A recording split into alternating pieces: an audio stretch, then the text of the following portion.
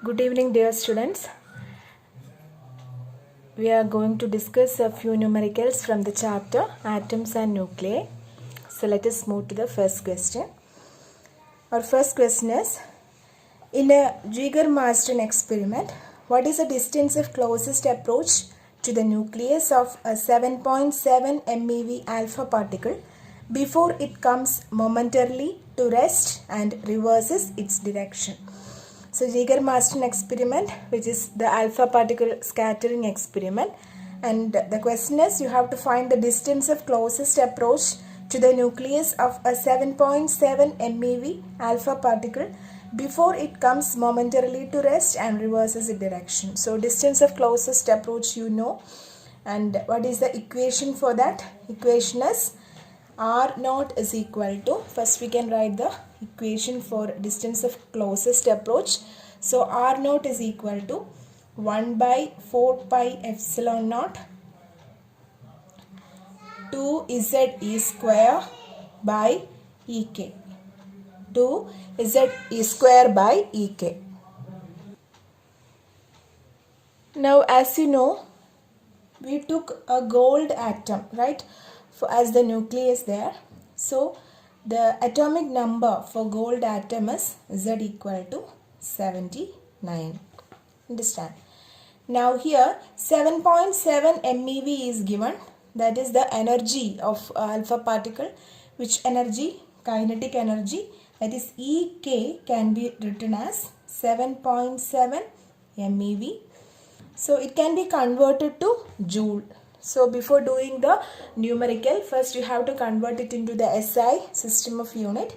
So you can convert it, that is by multiplying with 1.6 into 10 raised to minus 19. Now since it is MeV, you have to multiply with a power of 10 raised to 6 also. Okay, so how will it change? It will become 7.7 into 10 raised to 6 into 1.6 into 10 raised to minus 19. You will get the answer. Okay, you will calculate, right? I will just substitute the values, you can calculate. Now you will move to the equation for R naught. R naught is 1 by 4 pi epsilon naught. You have the value 9 into 10 raised to 9. Then 2 into Z is 79. E you know the value, that is 1.6 into 10 raised to minus 19 the whole square divided by, what is there? Ek. What is Ek? You will calculate from this particular equation, isn't it? So you will write the value for kinetic energy. Understand? So you will get the answer, and answer will be in meters. Understood? This is a direct question. It is to find the distance of closest approach. The main thing you have to note is conversion of the unit from MeV. Normally in atoms and nuclei, all the energy will be given in MeV or eV like that. So first you have to convert it into joules before doing the numericals. Otherwise in the question itself it will be said that the answer should be in eV or MeV. Then no issue. Okay, so this is clear. So we will move to the next question. Now the second question is, a hydrogen atom initially in the ground level absorbs a photon which excites it to the n equals 4th level. Determine the wavelength and frequency of photon. So this is also a direct question. You know, a hydrogen atom, first it is in the ground state. It is absorbing a photon of energy, of having a particular energy like h nu. Then it excites to the n equals 4th level.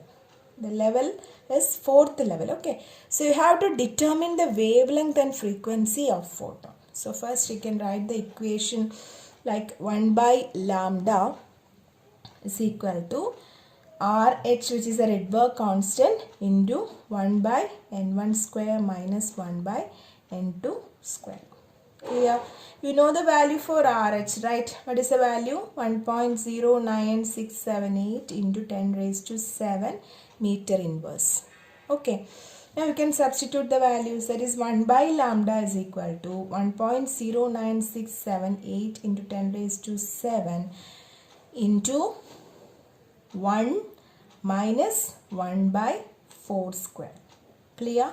That is 1.09678 into 10 raised to 7 1 minus 1 by 16. Clear?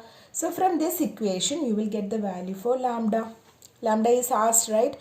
Now you have to find what? Frequency. There is a relation connecting frequency and lambda which is given by nu equal to c by lambda. Clear? So you can directly substitute. In c you know the value 3 into 10 raised to 8. So 3 into 10 raised to 8 divided by lambda that you are getting here, no? That you have to substitute here. So that you will get the answer for frequency, which is what the unit of frequency? Hertz. Okay. So that much hertz is the answer. Understand? You will calculate, right? So this is also a direct question. Again, these are all your textbook questions.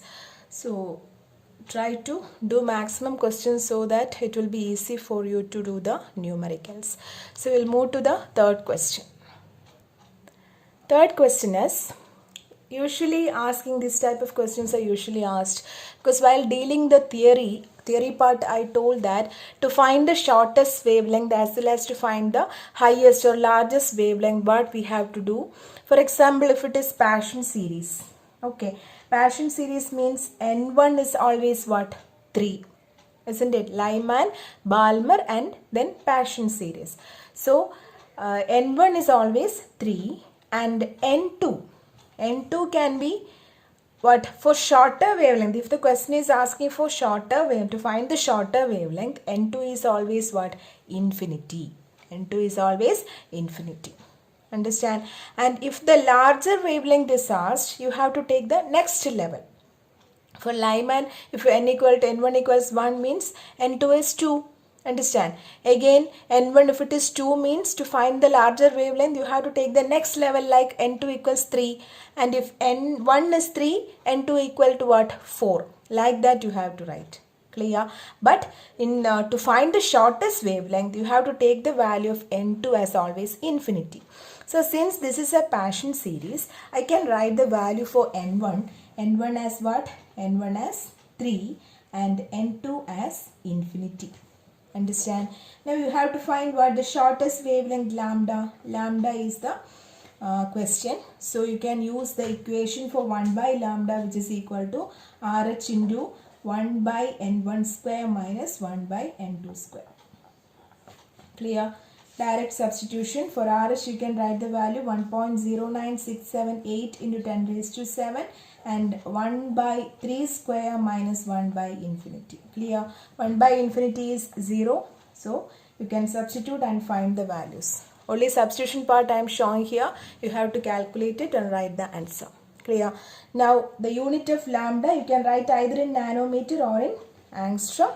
If it is getting in meters, it is enough. Otherwise you can convert it into angstrom or nanometer. No issue. Okay. Anyway, you will get here, you will get the answer in meters. Understand?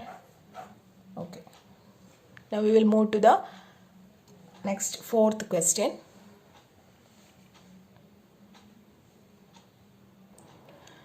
So next question is, the radius of the innermost electron orbit of a hydrogen atom is 5.3 into 10 power minus 11 meters.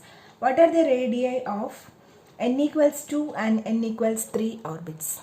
Okay, so while discussing the Bohr theory of hydrogen atom, we have derived an expression for radius, isn't it? And the radius, you have seen that it is r proportional to n square.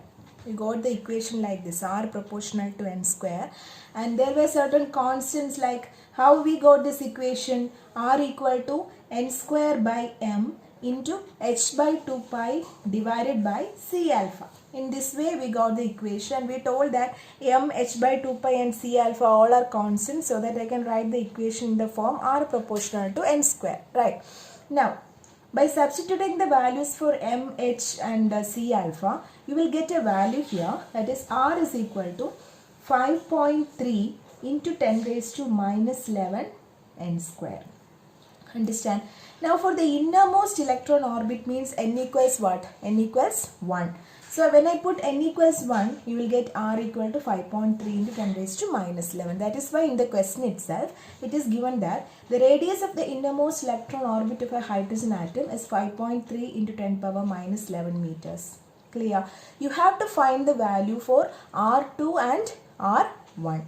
Okay, so how will you find R2? If you want to find R2, you will put 2 here, n equals 2. So that this equation will become 5.3 into 10 power minus 11 into 2 square, isn't it? Like that, R3 means n equals 3.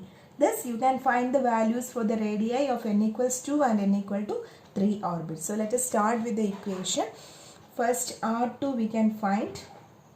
R2 equal to 5.3 into 10 power minus 11 into 2 square, which is 4. Okay, so you will get the value for R2, which will be in meters. Then again R3 you can find, which is 5.3 into 10 power minus 11 into 9, 3 square. Okay, that will be in meters. So it will be easy if you know this value, even though it is not given in your question. If you know the value, this constant value, this will be easy to find the radii of other orbits. Otherwise, you have to substitute all the values again and again. Clear? So this is all about the radius of the orbit, like n equals 2 and n equals 3. Okay. Shall we move to the next question? Okay. Next question is, obtain approximately the ratio of the nuclear radii of the gold isotope Au 79197 and the silver isotope Ag 47107. What is the approximate ratio of their nuclear mass densities? Okay, so this is a question with regard to the chapter nuclei, and in the starting we have studied the relation between the nuclear radius and mass number A, isn't it? What is the relation? It is given by R equal to R naught A raised to 1 by 3.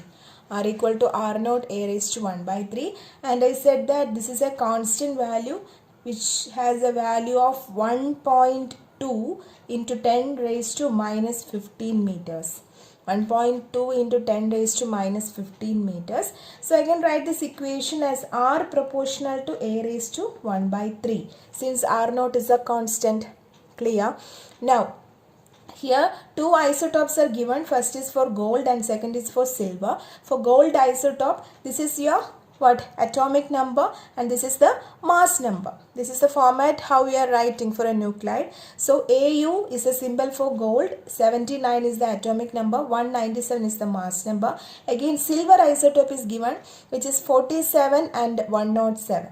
So as per this equation, you need to take only the mass numbers. So here you are asked to find the approximate ratio of their nuclear mass densities, isn't it? So in this equation, I can substitute like R of Au by R of Ag is equal to, I can write 197 the whole raised to 1 by 3 divided by 107 the whole raised to 1 by 3, isn't it? So that you will get the answer. Now you know that the nuclear mass density is independent of the radius, isn't it? Also you have proved that. So here the nuclear mass density is independent of radius. So ratio of nuclear density is roughly equal to 1 only. Understood? So you can write here the nuclear mass density is independent. We have derived an expression for density.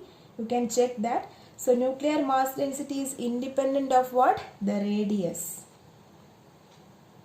So if you want to find the approximate ratio of nuclear mass density, means it will be roughly equal to what? Equal to 1.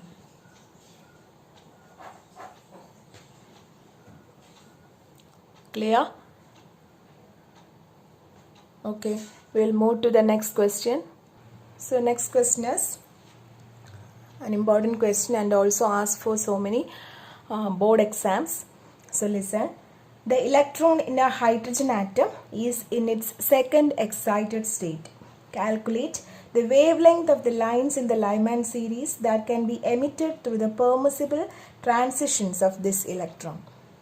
the electron in a hydrogen atom is in its second excited state. What do you mean by second excited state? The ground state is taken as n equals 1. Then first excited state is taken as n equals 2. And second excited state is taken as n equal to 3. So you can write first from the given question, you can write the data as for the second excited state,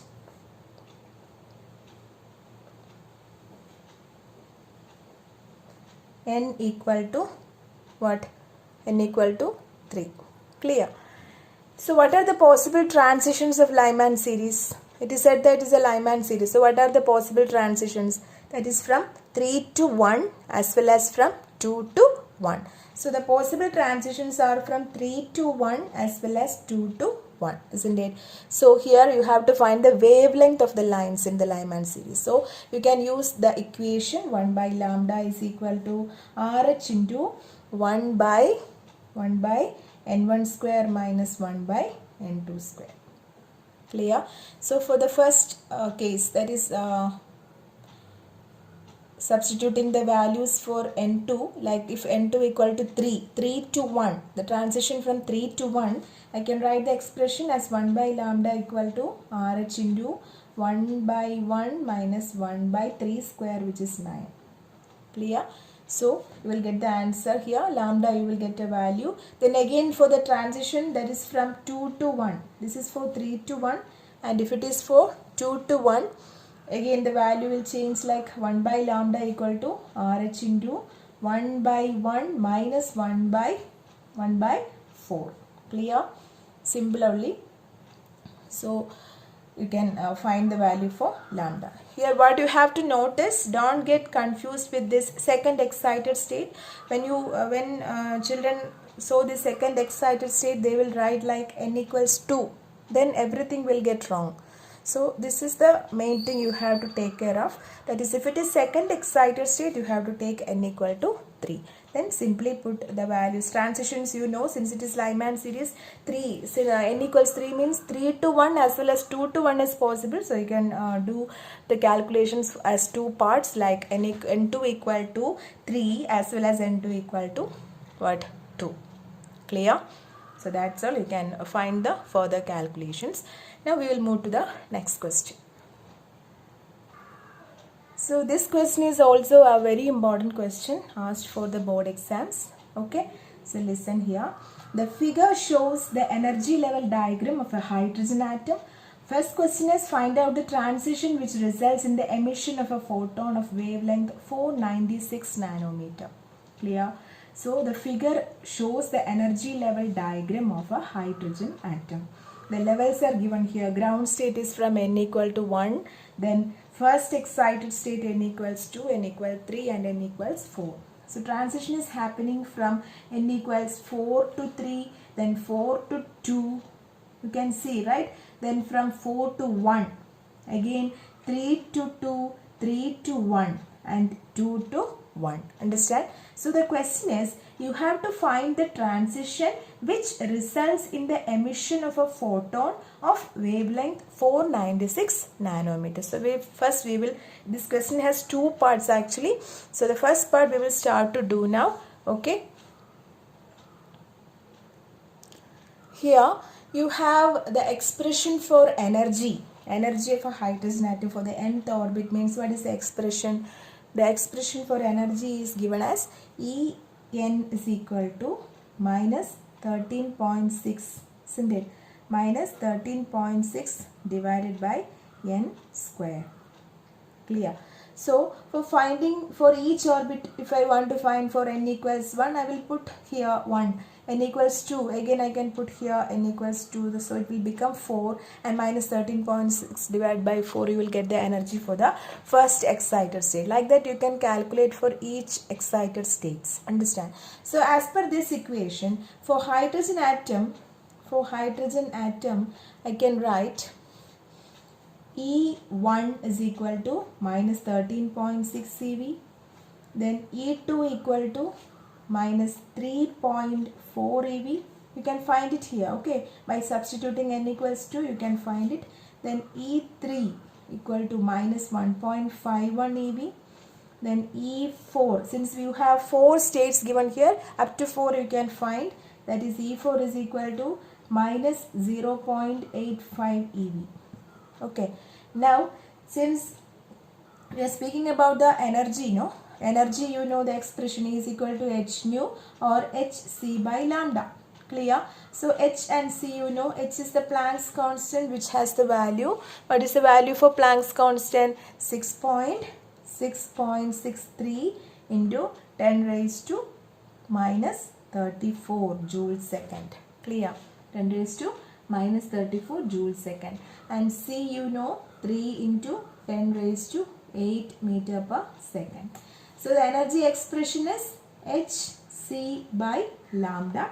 So here in the question lambda is given. What is the lambda? 496 nanometer. That is lambda given. So 496 into 10 raised to minus 9 meters.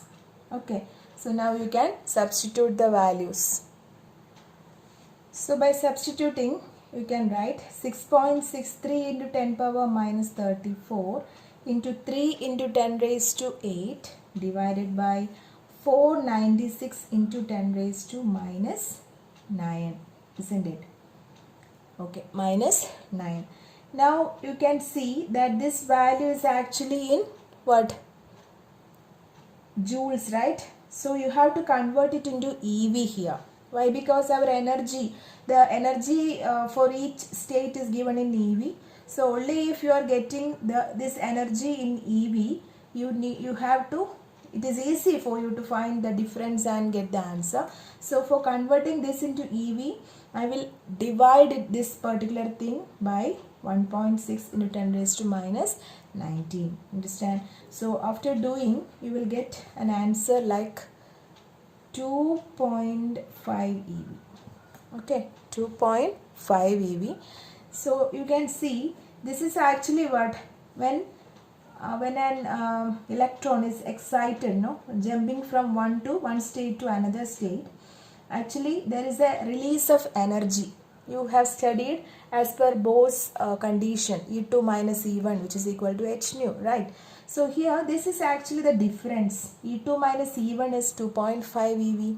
So now you have to check for which transitions, whether from minus 13.6 to 3.4 or from 1.5 to 0.85 or from 3.4 to 0.85, because lines are given here.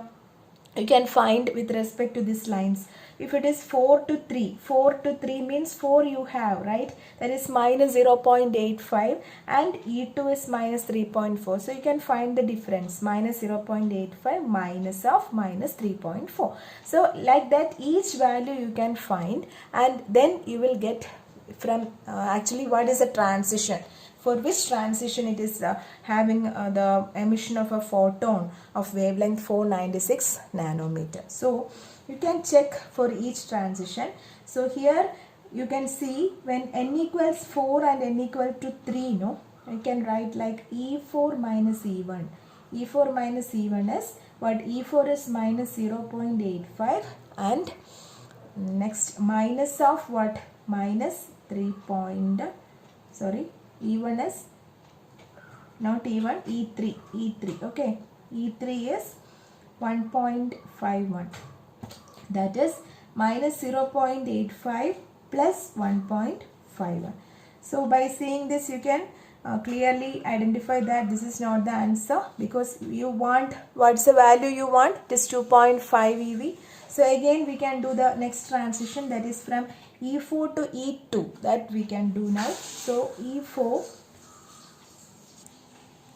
to E2 means E4 minus E2, right? So E4 is minus 0.85, then minus, what is E2? That is minus 3.4. So again 3.4 minus 0.85. Now you can check here, 3.4 minus 0.85, which is 5, okay, 2.55. So you can see that this will give a result of 2.5 eV, which is our answer. So what is the transition here? It is from E4 to E2. Understand? So like that, by this is, since it is the first question, I am doing like this. By practicing more questions like this, you will be familiar. By seeing itself, you can say from which level to which level it is jumping, or the transition is from which level to which level. It is easy. It will be easy for you. Okay. So this is the question. This question has a second part also, and the question is, which transition corresponds to the emission of radiation of maximum wavelength? Which transition corresponds to the emission of radiation of maximum wavelength? You know that while emitting or while absorbing, no, there is an energy release which is equal to E, and E is given as hc by lambda or h nu, isn't it? So here it is asked that for maximum wavelength. For maximum wavelength means what? Maximum wavelength means the energy will be the least, isn't it? Since it is maximum wavelength means energy will be the least. So for which transition energy will be least? You can see that is from n equal to 4 to n equal to 3. N equal to 4 to n equal to 3 corresponds to the emission of radiation of maximum wavelength. Why? Because this transition gives out the photon of least energy. Understand? The transition n equal to 4 to n equal to 3. How you identify that? Because in the equation you can see lambda here. So when lambda increases, maximum wavelength means lambda should increase. So when lambda increases, energy should decrease. So for getting the photon or emission of photon of least energy, the transition should be from n equals 4 to n equal to 3. Clear? So that's all about this question. Again, important question. Go through this type of questions. Okay, practice more questions, then will be easy for you. Okay. So next question is again important question, frequently asked for your board exams. Okay. So the question is, the radius of the innermost electron orbit of a hydrogen atom is 5.3 into 10 power minus 11 meters. Calculate its radius in n equals 3 orbit, and the total energy of an electron in the first excited state of the hydrogen atom is minus 3.4. Find out its kinetic energy and potential energy. It's very easy. Anyway, we will explain. The first part of the question is very easy because we already told or we already discussed that. That is, the radius of inner orbit is given 5.3 into 10 power minus 11. You have to calculate the radius in n equal to third orbit, right? So what is the expression? For finding the first part, I can write the equation here. Equation is Rn, isn't it? Rn is equal to R naught n square. Rn equal to R naught n square, that is Rn proportional to n square, right? Now for R naught you can write the value 5.3 into 10 power minus 11 into what is n square here, that is 3 square. So 5.3 into 10 power minus 11 into 9, that is the value, so that you will get the value for Rn. Clear? Okay. Now the second part again easy only, because while discussing the total energy of an electron, I told that there is an easy way to find the kinetic energy and potential energy from the total energy. What is the expression there? That is kinetic energy. Kinetic energy is equal to what? It is minus of total energy. Kinetic energy is equal to minus of total energy. Okay, and the second part is potential energy. Potential energy is 2 times of total energy. Potential energy is 2 into total energy. Now it is easy, no? Because here it is the first excited state is given in the question. First excited state means n equal to 2. For the n equal to 2 state, the total energy is given as minus 3.4. There you have to find the kinetic energy and potential energy. So here what is the total energy? It is minus 3.4. But to find the kinetic energy, you have minus of total energy. So what is kinetic energy? Kinetic energy is minus of minus 3.4 eV. Clear? So what is the answer? It is plus 3.4 eV. Understand? Now the second part is potential energy. So potential energy is again 2 times total energy. Potential energy is 2 times total energy. So 2 into minus 3.4, which will give you minus 6.8 eV. Clear? So this type of questions normally asking for 1 mark, 2 mark, etc. by giving the total energy and finding kinetic and potential energy. So this symbol is the most easiest one. This equation is the most easiest one. So just keep it in mind and substitute. Okay, no need to go for that derivation part like e square by 4 pi epsilon naught and all. So this is very easy. So practice more questions.